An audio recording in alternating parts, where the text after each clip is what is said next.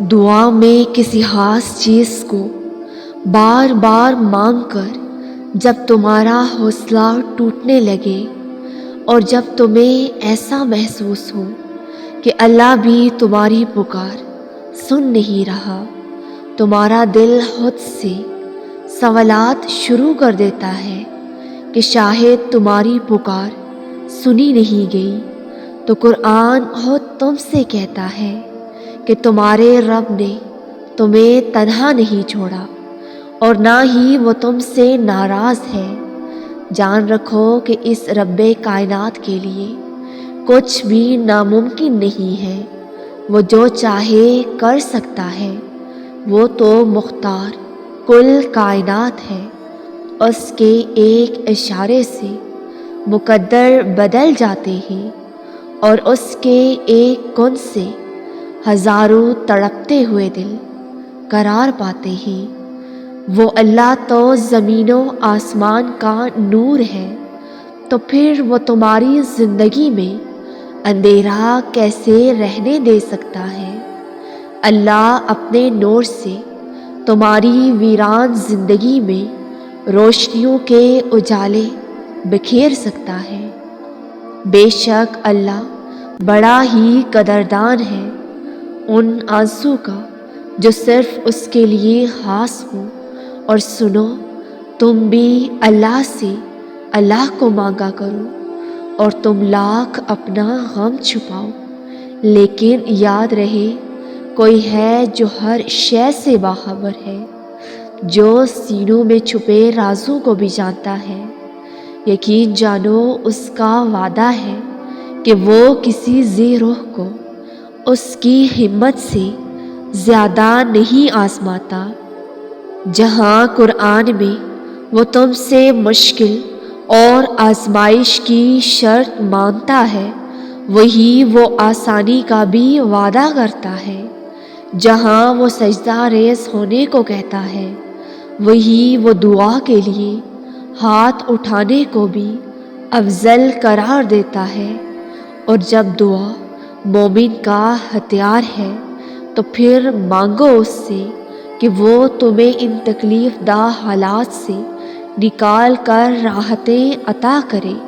قرآن کریم کی یہ آیت اللہ رب العزت کی انسان سے محبت کا منہ بولتا ثبوت ہے۔ اللہ فرماتا ہے کہ تم مجھے پکارو، میں تمہیں یاد کروں گا، میرا شکر ادا کرو اور میری ناشکری نہ کرو۔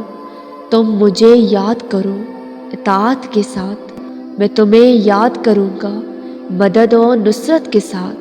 اور اللہ کا ذکر روح تک میں سکون بر دیتا ہے، اور اللہ رب العزت جب آزمائش دیتا ہے تو اس کی طاقت بھی ضرور دیتا ہے۔ اور جانتے ہو کہ کسی کا مل جانا، کسی کا کھو جانا ہی زندگی ہے۔ زندگی کی حقیقت اللہ رب العزت سے ملاقات کے درمیان آنے والے مختصر وقفوں سے زیادہ کچھ بھی نہیں ہے، اور تمہاری نامکمل دعائیں تب مکمل ہوں گی جب تم صبر کے ساتھ اللہ سے مانگو گے۔ اور صبر اس کیفیت کو کہتے ہیں کہ جب دل غم سے پھٹ رہا ہو اور تم پکارو کہ میرا مددگار اللہ ہی ہے، اور تب یقین اتنا کامل ہو کہ جب لوگ تمہیں ناکامی اور نا امیدی کا خوف دلائیں تو تمہیں اس بات پر یقین ہو کہ اللہ کی رحمت سے نا امید تو صرف گمراہ اور بہکے ہوئے لوگ ہوتے ہیں۔ رسول اللہ صلی اللہ علیہ وسلم نے فرمایا کہ بے شک صبر تو وہ ہے جو کسی صدمے کی ابتدا میں کیا جائے، اور جو تاخیر یا آزمائش رب کی طرف سے ہو وہ ہمیشہ خیر لاتی ہے، اس کے حصے میں بشارت آتی ہے، اور یہی بشارت تمہیں تاریکیوں سے روشنی کی طرف لے جاتی ہے۔ میں جانتی ہوں کہ کچھ قربانیاں سخت ہوتی ہیں، صبر کا سمندر، آنسو کا سیلاب، لیکن اس کے بدلے میں تمہیں رب کی محبت مل جائے گی، وہ محبت جو ہر محبت سے اعلیٰ ہے۔ اس کی رضا میں تمہاری خیر ہے۔ قرآن میں ارشاد باری تعالیٰ ہے کہ آسمان و زمین میں جو کچھ ہے سب پر اللہ کی بادشاہت ہے، اور وہ جو چاہتا ہے پیدا کرتا ہے، اور اللہ ہر چیز پر قادر ہے، اور نہ ہی اس کی مرضی کے بغیر کسی چیز کا عدم ممکن ہے۔ جس طرح وہ اپنی ذات میں یکتا اور تنہا اور اپنی صفات میں کامل و مکمل ہے، اسی طرح کسی بھی چیز کی تخلیق پر کامل قدرت بھی رکھتا ہے۔ جب وہ کسی چیز کو پیدا کرنے کا ارادہ کرتا ہے تو بس کن کہتا ہے اور وہ چیز ہو جاتی ہے۔ تم اطمینان رکھو، تمہاری قسمت کا لکھا کوئی تم سے چھین نہیں سکتا۔